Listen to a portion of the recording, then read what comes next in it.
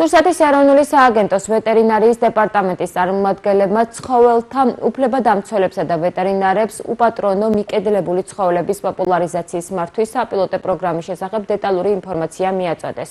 მხარეებმა პროგრამის განხორციელების პროცესში ცხოველების აყვანის, ვეტერინარული მანიპულაციების, აღრეცხვიანობის, მონიტორინგისა და არეალში დაბრუნების საკითხებზე იმსჯელეს. დღეს შედგა შეხვედრა ცხოველთა დამცველ არასამთავრობო ორგანიზაციებთან, წარმომადგენლებთან, რომელთაც გავაცანით მთავრობის 2019 დადგენილება, რომელიც ითვალისწინებს მიუსაფარი უპატრონო ცხოველების ჰიპერპოპულაციის მართვას. ყველა მერცხად აღნიშნა, რომ აღნიშნული საპილოტო პროგრამა აუცილებელია და საჭიროა განსახორციელებლად.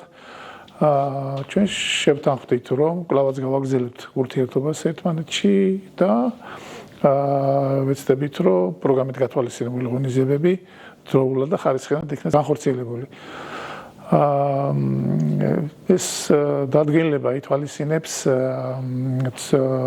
მიუსაფარი ცხოველების დაჭერას, გამოჭერას, მათ ვეტერინარულ მომსახურებას, ანუ სტერილიზაციას, კასტრაციას, ცოფის საწინააღმდეგო ვაქცინაციას და ისევ გარემოში დაბრუნებას. ჩვენი აქ ჩართულობა იყო ის, რომ ჩვენ გვაქვს კონკრეტული კითხვები და მოთხოვნები. პროგრამა შეუწყობს იმას, რომ მეტი ძაღლი გასტერილდება, ამასობაში კან მეტი მიუსაფარი იქნება სტერილური, ამასობაში წამოგვეწევა კანონის და ნელ-ნელა მივიღებთ იმ რეალობას, რომ ქუჩაში მიუსაფარი აღარ გვეყოლება და მით უმეტეს ასევე იქნებიან აცრილები, უსაფრთხოები და ნელ-ნელა მივალთ იმ რეალობამდე ჰუმანურად, რომ ნელ-ნელა ქუჩაში მიუსაფარი უბრალოდ აღარ გვეყოლება.